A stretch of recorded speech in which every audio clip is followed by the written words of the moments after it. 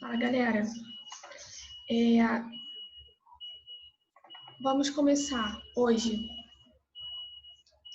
falando um pouquinho sobre o texto publicitário, tá?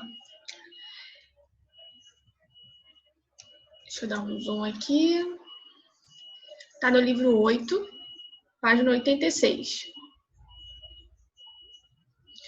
Então, acho que vocês não estão com o livro 8, físico, né?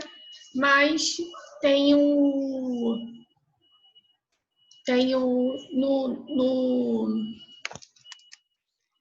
Ai, gente, esqueci. Coque. Tem no Coque lá, né?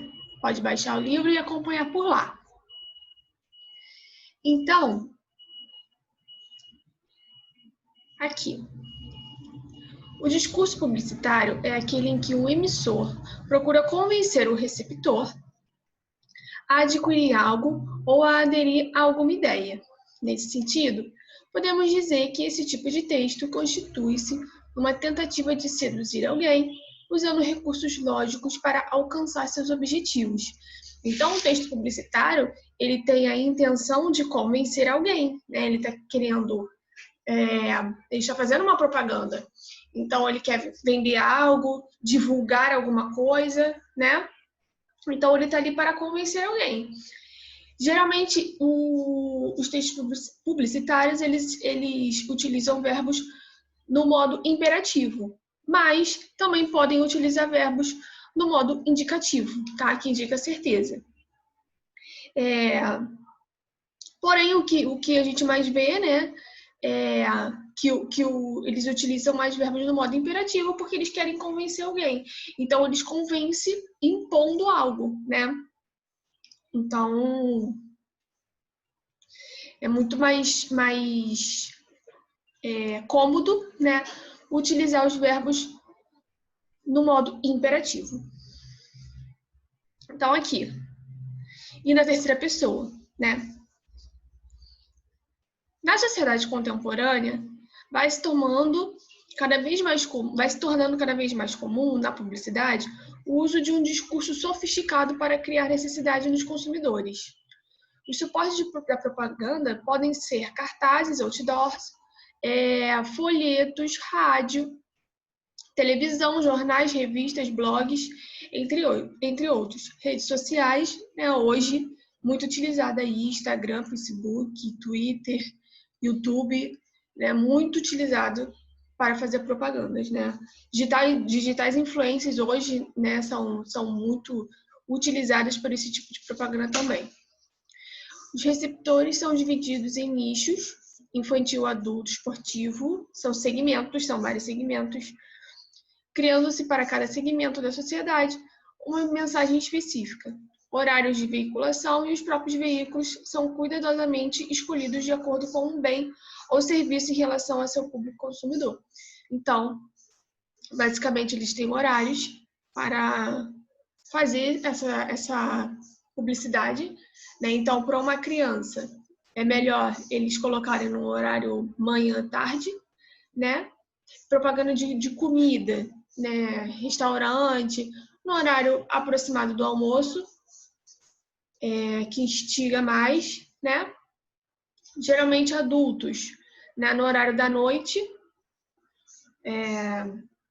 Então, tem sempre um horário específico. Isso vem de um estudo, tá? É tudo questão do marketing.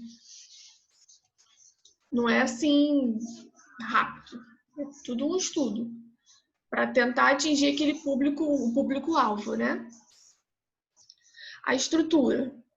Não há uma estrutura específica para o texto publicitário. Ela pode variar de acordo com a criatividade ou a intenção do emissor da mensagem. Então, é livre. Pode ser linguagem verbal, não verbal, somente verbal. Isso aí não há critérios. Lógico, né?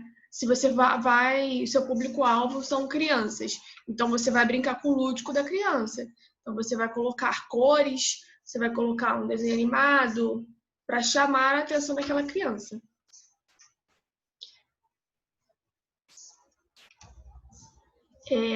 Geralmente, propagandas de supermercado chamam muita atenção das crianças. Por quê? Porque há muita movimentação, há muitas cores, música, jogo de luzes. Então, isso brinca com o lúdico da criança. Então, chama muita atenção.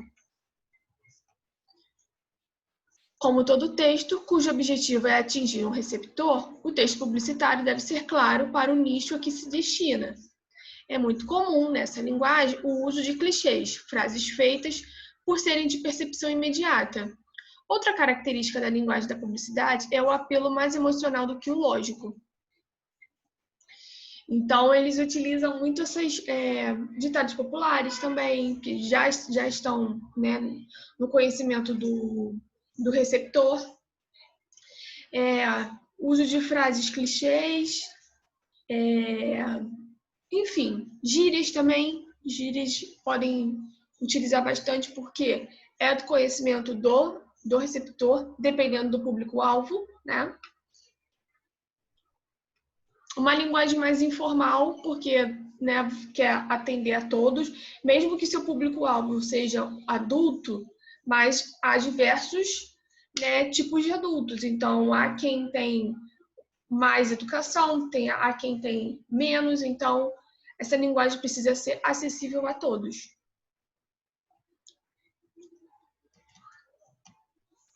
Então, aqui tem o exemplo, né? O candidato que suja a cidade não merece seu voto. Quem suja agora vai sujar depois. Então, ele está brincando com o jogo de palavras. Então, sujar depois não é que o candidato vá sujar a cidade, é porque não vai cuidar exatamente como deve cuidar, né? Então, ele brinca com esse jogo de palavras. Eles utilizam muito parônimos, sinônimos, homônimos também. Então, eles fazem muito esse jogo de palavras, beleza? Então, no próximo vídeo, eu vou colocar alguns exemplos para a gente entender mais como é essa atenção para o público-alvo.